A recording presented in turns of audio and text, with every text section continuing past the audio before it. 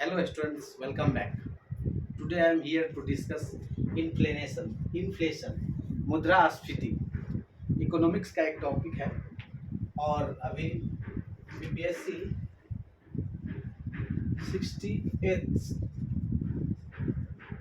Mains के GS के लिए भी आया है। जीएस पेपर के लिए भी आया है। तो इन्फ्लेशन क्या है? सस्टेन्ड इंक्रीज, ऊपर का एरो जो है वो इंक्रीज और जहां हम नीचे लिखेंगे means decrease. Sustained increase in the general price level, मतलब जनरल मूल्य में सतत वृद्धि को हम इन्फ्लेशन बोलते हैं। ताज़ा एग्जाम्पल, पाकिस्तान में बहुत ज़्यादा ही इन्फ्लेशन है, बहुत सीवियर इन्फ्लेशन है। इसके कारण आटा, चावल, दाल, गेहूं सबका भाव आसमान छू रहा है। इन्फ्लेशन, भयंकर इन्फ्लेशन।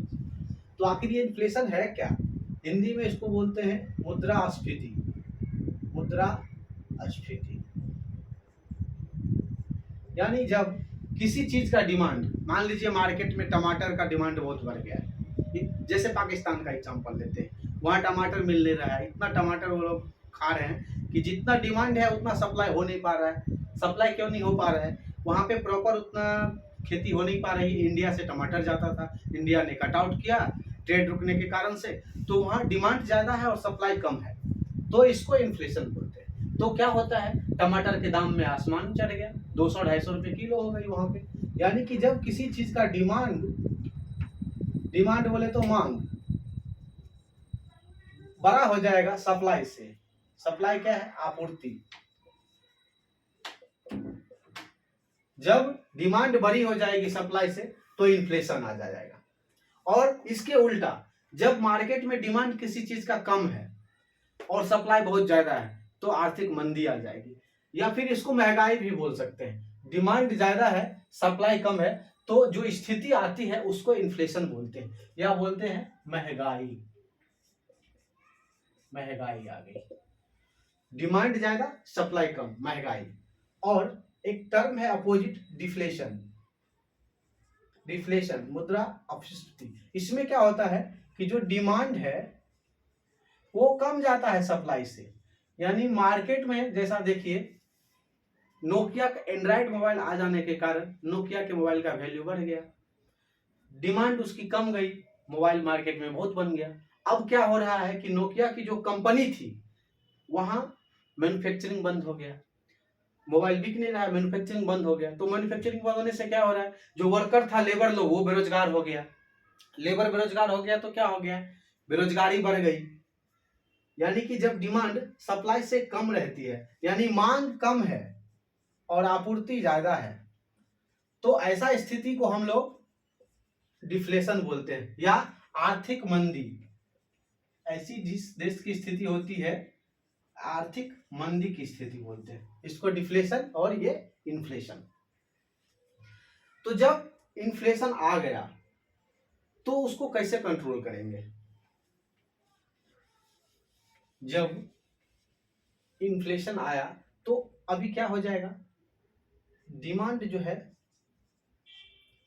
इंक्रीज हो गया किसी चीज का।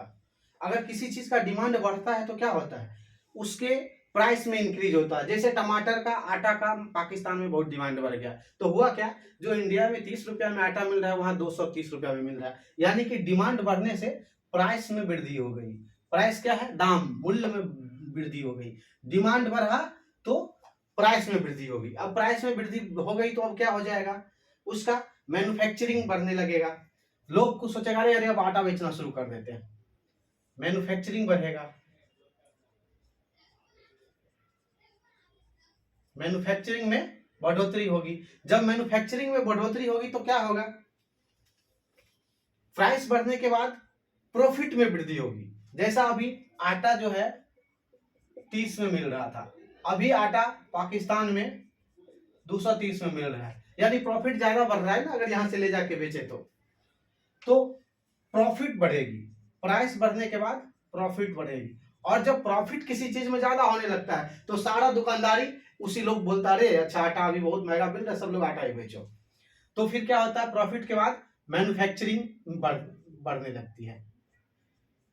मैन्युफैक्चरिंग बढ़ गई, मैन्युफैक्चरिंग बढ़ी तो क्या हो गया, मैन्युफैक्चरिंग बढ़ेगी तो प्रोफिट ये एम्प्लॉयमेंट बढ़ेगा, एम्प्लॉयमेंट बढ़ेगा। यानी कि अगर बहुत सारे कल कारखाने खुलने लगे तो उसके लिए मजदूर उनको नौकरी मिलेगा, यानी कि रोजगार लोग को मिलेगा, एम्प्लॉयमेंट बढ़ गया। और जब एम्प्लॉयमेंट बढ़ेगा तो क्या होगा, लोग के पास पैसा आएगा, रोकड़ा आएगा, रोकड़ा आने के बाद क्या होगा, उसका परचेजिंग पावर बढ़ जाएगा, सबके पॉकेट में माल है, जा जाके मॉल में सामान खरीदेगा, तो परचेजिंग पावर बढ़ गया। अब जब परचेजिंग पावर बढ़ गया तो जाके खरीदेगा सामान, तो फिर वो डिमांड को बढ़ा देगा, फिर ये डिमांड को बढ़ा दिया। तो ये हमारा इन्फ्लेशन कर्व है। ये मैन्युफैक्चरिंग बढ़ेगी, डिमांड बढ़ा, डिमांड बढ़ने के बाद प्राइस बढ़ गया, प्राइस जब बढ़ा तो लोगों को प्रॉफिट होने लगा, प्रॉफिट हुआ तो मैन्युफैक्चरिंग उस चीज की बढ़ गई, मैन्युफैक्चरिंग बढ़ी तो एम्प्लॉयमेंट आ गया, एम्प्लॉयमेंट कैसे आया, तो लोग के पास पैसा आ गया, परचेजिंग पावर हुआ तो लोग मार्केट में धड़ल्ले से जाके सामान खरीद रहे, तो फिर उस चीज का डिमांड बढ़ गया। तो ये मेरा है इन्फ्लेशन। अभी इसको या तो स्क्रीनशॉट ले लो या लिख लो, ये टर्म आपको मेंस में लिखने में बहुत काम आएगा। मैं इसको इरेज करता हूं।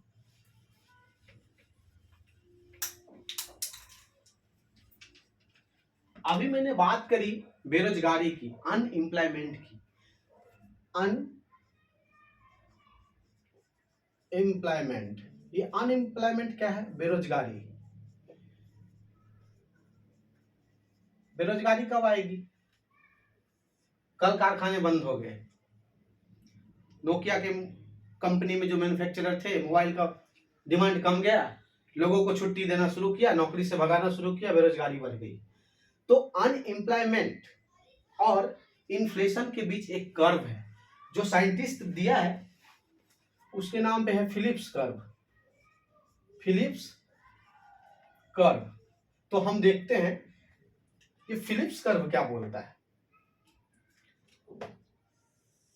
ये हमारा एक्स एक्सिस पे हम अनएम्प्लॉयमेंट को रखते हैं, अनएम्प्लॉयमेंट मींस बेरोजगारी, और ये हमारा एक्स एक्स वाई पे अनएम्प्लॉयमेंट को रखा और इधर इन्फ्लेशन को रखा, महंगाई,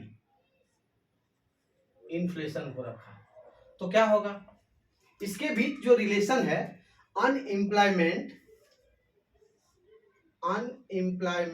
और is inversely proportional to inflation, इन्होंने जो रिलेशन दिया है इनवर्सली प्रोपोर्शनल टू इन्फ्लेशन, इसको डॉट बॉक्स में डाल के स्टार मार लीजिए, यही फिलिप्स कर्व है। यानी कि इन्होंने बताया कि अनएम्प्लॉयमेंट जो है वो व्युत्क्रमानुपाती है किसका, इन्फ्लेशन का, इन्फ्लेशन का व्युत्क्रमानुपाती है। यानी कि यहां से हम देखेंगे कि अगर इन्फ्लेशन बढ़ रहा है, इन्फ्लेशन अगर बढ़ रहा है तो अनएम्प्लॉयमेंट घटेगी। मैंने अभी देखा कि मान लीजिए इन्फ्लेशन बढ़ा, मार्केट में चिप्स बहुत डिमांड आ गया, तो लोग क्या करेंगे, सब चिप्स का दुकान लगाने लगेंगे, चिप्स का फैक्ट्री लगाने लगेंगे। उससे क्या होगा, आलू वाले का और उसमें जो मजदूर काम करेगा उसको रोजगार मिलने लगेगा, रोजगार मिलेगा तो जो लोग अभी बेरोजगार है वो तो घटेगी ना, तो इन्फ्लेशन बढ़ा तो अनएम्प्लॉयमेंट घटेगी, यानी इसका इनवर्सली प्रोपोर्शनल ऐसा ग्राफ आएगा। ये है अनएम्प्लॉयमेंट एक्स वाई एक्सिस पे और एक्स एक्सिस पे इन्फ्लेशन। अभी देख ले, मान लीजिए इनिशियल में ये एक पॉइंट हम लोग लेते हैं, ये हो गया अनएम्प्लॉयमेंट और इसके रेफरेंस में ये हो गया इन्फ्लेशन। इन्फ्लेशन कम है तो अनएम्प्लॉयमेंट ज्यादा है, ये इतना अनएम्प्लॉयमेंट है, मतलब आर्थिक मंदी की स्थिति है या नॉर्मल चल रहा है तो अनएम्प्लॉयमेंट ज्यादा है। अब एक और पॉइंट हम लोग यहां लेते हैं कि इन्फ्लेशन थोड़ा बढ़ा, महंगाई बढ़ी है, तो ये यहां पे आ गया, तो इसके बिहाफ में देखिए ये जो है अनएम्प्लॉयमेंट ये कमा है, यानी लोगों को रोजगार मिलना शुरू हो गया है। पहले इतना बड़ा लोग बेरोजगार थे, अभी इतना ही लोग बेरोजगार है, अब मान लीजिए कि और थोड़ा आगे जाके देखते हैं कि इन्फ्लेशन और बढ़ गई, इस पॉइंट से नीचे आ गई, तो ये जो है सो थोड़ा और नीचे आ जाएगा, ये थोड़ा और नीचे आ जाएगा व्युत्क्रमानुपाती रूप में। तो ये अगर इन्फ्लेशन मान लीजिए ये पॉइंट ए है, ये पॉइंट बी है और ये पॉइंट सी है, तो इन्फ्लेशन बढ़ने के साथ क्या हो रहा है, ये कंडीशन 1, ये कंडीशन 2 और ये कंडीशन 3, इन्फ्लेशन बढ़ेगा तो अनएम्प्लॉयमेंट घटेगी। तो ये जो कर्व है ये फिलिप्स कर्व है। इसका स्क्रीनशॉट ले ले या फिर नोट डाउन कर ले। Unemployment is inversely proportional to inflation. बेरोजगारी जो है सो महंगाई की व्युत्क्रमानुपाती है।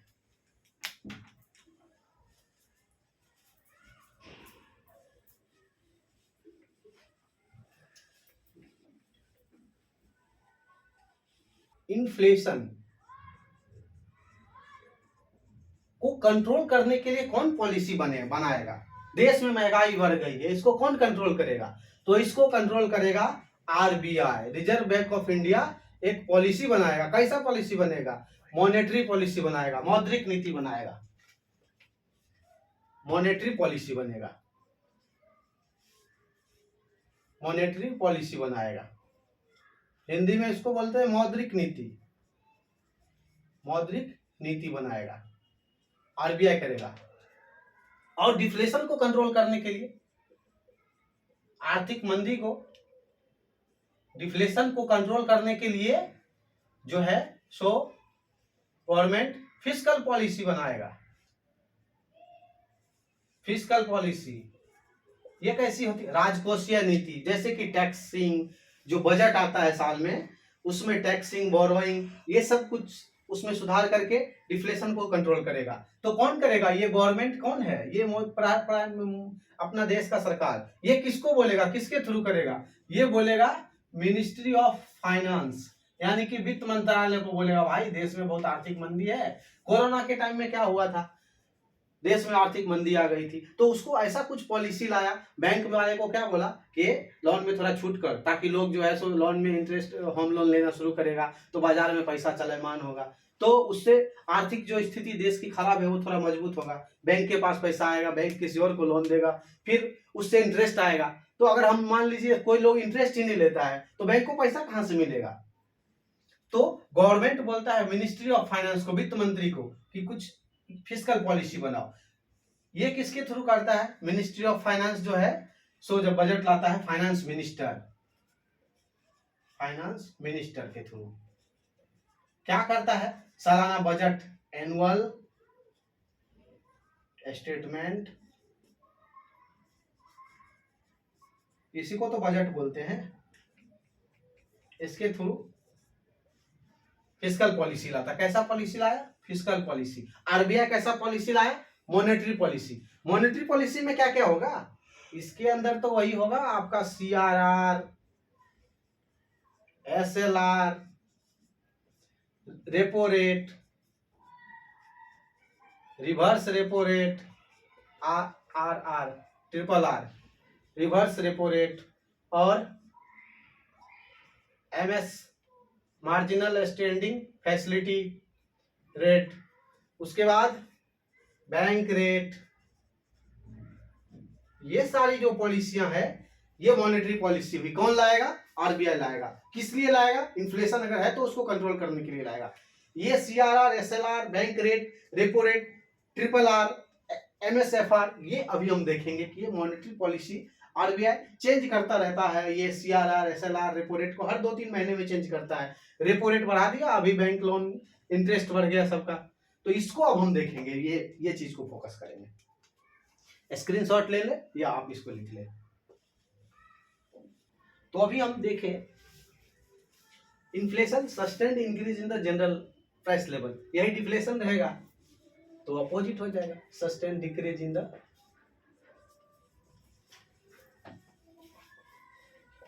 Sustained decrease in the general price level. किस चीज के प्राइस लेवल में? कोमोडिटीज। कोमोडिटीज क्या है? कोमोडिटीज क्या है? कच्चा माल। 697 अप्रॉक्स 697 कोमोडिटीज है। ये कोमोडिटीज होता है क्या है? कच्चा माल। इसको हम दो कैटेगरी में रखते हैं, एक होता है सॉफ्ट कमोडिटीज और एक होता है hard commodities. Hard commodities, soft commodities में एग्री प्रोडक्ट्स होते हैं। एग्री प्रोडक्ट्स जैसे खेती से जो चीज आता है, और हार्ड में गोल्ड, सिल्वर, डायमंड, आयरन, जो भी खनन से आते हैं, हार्ड कमोडिटी। सॉफ्ट में एग्री, व्हीट, जीरा, धनिया, ये सब कच्चा माल जो भी होता है। जीरा, हल्दी का पाउडर, हल्दी है, अभी जीरा है या इलायची है, लौंग इलायची, ये सारे मसाले एग्री प्रोडक्ट्स में आते हैं।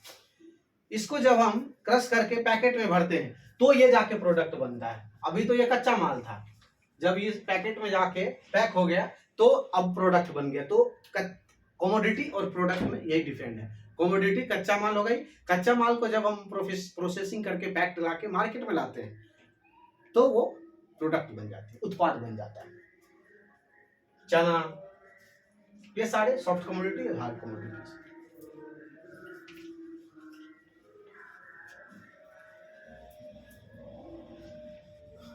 अच्छा है ना ही डिफ्लेशन अच्छा है। Neither inflation is good nor inflation is good. Inflation and deflation both are not good for the economy. Deflation both is not good. दोनों स्थिति सही नहीं है, बट डिफ्लेशन बहुत ज्यादा रजिस्टर है। But deflation is more digester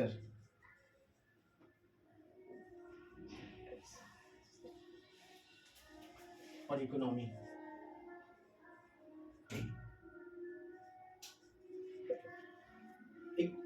inflation और deflation दोनों ही सही नहीं है, but deflation is more disaster for economy. ये ज्यादा बुरा है डिफ्लेशन की स्थिति। अब डिफ्लेशन में हम लोग देखते हैं कि प्राइस जो है ना चीज का घट जाता है, किसी चीज का दाम घट जाता है। इन्फ्लेशन में क्या हो देखा हमने कि प्राइस बढ़ गया था, ये हो गया इन्फ्लेशन। इन्फ्लेशन में क्या हो गया, प्राइस बढ़ गया था, इंक्रीज हुआ था।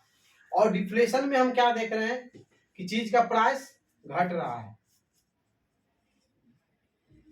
डिफ्लेशन में क्या हो रहा है, प्राइस घट रहा है। क्यों घट रहा है, प्राइस घट रहा है, चीज का दाम घट रहा है, मंदी आ रही है। बट हम लोग देखेंगे कि वैक्स जो होता है, मजदूरी जो होती है, मजदूर को जो मिलता है, वो इन्फ्लेशन के केस में भी प्राइस लेवल से कम होता है, और डिफ्लेशन के केस में भी ऑलवेज ये कम ही होता है। दोनों केस में आइदर इन्फ्लेशन और डिफ्लेशन, वैक्स, मजदूरी, दोनों केस में कम होता है प्राइस लेवल से। रीजन, अभी आ गया डिफ्लेशन, प्राइस गया घट, कोई चीज का मटेरियल का घट गया प्रोडक्ट, अभी बिल्डिंग बननी बंद हो गई, मजदूर लोग ऐसे ही घूम रहे हैं, काम के लिए तरस रहे हैं। बिल्डर उनको बोलेगा भाई डिफ्लेशन आया है, मेरा फ्लैट बिक नहीं रहा है, आपको कम दाम में काम करना पड़ेगा। इसके उलट इन्फ्लेशन आ गया, किसी चीज का दाम बढ़ गया, बिल्डिंग का मटेरियल का कॉस्ट बढ़ गया, उनको जीएसटी ज्यादा लग रहा है, फिर वो उस सेंस में उसको क्या बोलते हैं कि अभी इन्फ्लेशन आ गया, हर चीज में इतनी महंगाई आ गई, हम आपको ज्यादा एफोर्ड नहीं कर सकते हैं। तो देखा जाता है कि इन्फ्लेशन और डिफ्लेशन दोनों ही केस में वैक्स हमेशा प्राइस लेवल से कम रहती है। यहां भी प्राइस लेवल से कम है और यहां भी प्राइस लेवल से कम है वैक्स। इसको आप वैक्स और प्राइस ग्राफ के रूप में नोट कर ले। डिफ्लेशन में आप इसको मेंशन कर सकते हैं, स्क्रीनशॉट ले ले या नोट डाउन कर ले वीडियो को पॉज करके।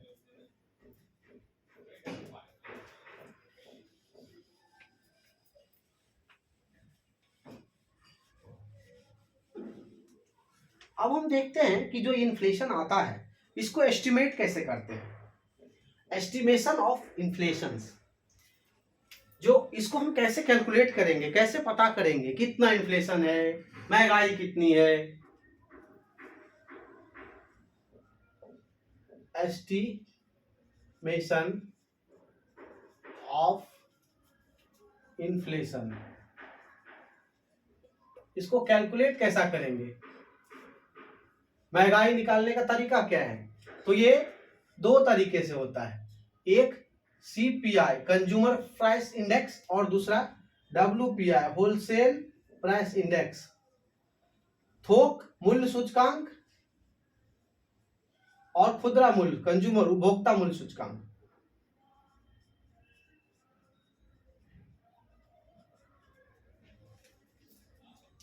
Consumer price index, consumer price index, उपभोक्ता मूल्य सूचकांक। ये CPI कौन जारी करता है? CSO, सेंट्रल स्टैटिस्टिक्स ऑफिस, और WPI इकोनॉमिक एडवाइजर, थोक मूल्य सूचकांक, इकोनॉमिक एडवाइजर, आर्थिक सलाहकार ऑफ किसका? मिनिस्ट्री ऑफ कंज्यूमर, वाणिज्य एवं उद्योग विभाग के आर्थिक सलाहकार WPI, ministry of commerce and industry, और ये सेंट्रल स्टैटिस्टिकल ऑर्गेनाइजेशन।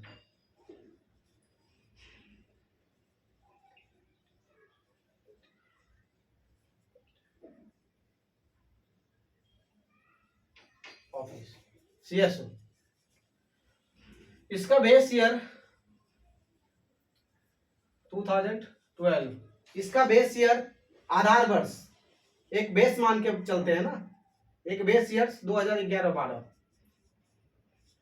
इसके आधार पर इसमें हम क्या करते हैं, होलसेल प्राइस इंडेक्स से जो इन्फ्लेशन एस्टिमेट करते हैं उसमें हम बेस ईयर मानते हैं, आधार वर्ष मानते हैं, और एक करंट वर्ष मानते हैं। अभी जैसा जो है इस साल जो है 2023, अभी सपोज करंट ईयर 2023, तो 2023 में किसी चीज कमोडिटीज का क्या प्राइस है और बेस ईयर में क्या प्राइस था, तो उसको हम लोग क्या करते हैं कि base current year by base year into 100 करते हैं, और CSO बेस ईयर इसका 2012।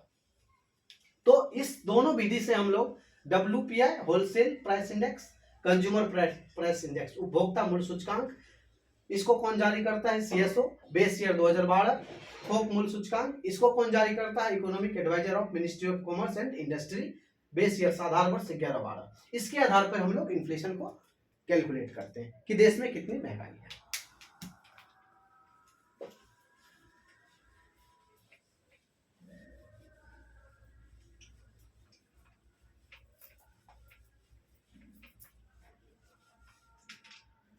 तो दोस्तों आज हमने देखा inflation, deflation, Phillips curve, WPI, CPI, RBI की मॉनेटरी पॉलिसी, फिस्कल पॉलिसी। अब हम नेक्स्ट वीडियो में RBI की जो मॉनेटरी पॉलिसी है, CRR, SLR, repo rate, reverse repo rate, bank rate, ये बैंक लैंडिंग रेट, ये सारा चीज जो है सो हम देखेंगे नेक्स्ट वीडियो में। आज इस वीडियो को एक बार गौर से देखिए, इसमें जो नोट डाउन करने वाली चीज होगी उसको नोट डाउन कीजिए। मेंस में जब कभी इन्फ्लेशन से आएगा तो ये चीज आप उसमें अच्छे से डील कर सकते हैं। एक बार अगर आप वीडियो देखे रहेंगे, आपको याद रहेगा, तो पॉइंट खुद ब खुद करेंट का जो चीज है CRR, SLR, वो तो चेंज होती रहती है हमेशा। ये रेपो रेट तो हर साल में 2-3 महीने में चेंज करती है, साल में 4-5 बार चेंज होता है, तो वो करंट का चीज उसको ध्यान रखना है। बाकी इसको मेंस में, और अभी जो बिहार SSC का एग्जाम हुआ था रिसेंटली, उसमें CRR पूछा था, कैश रिजर्व रेशियो कितना था। तो ये सारा टर्म क्या है हम नेक्स्ट वीडियो में डील करेंगे। Thank you.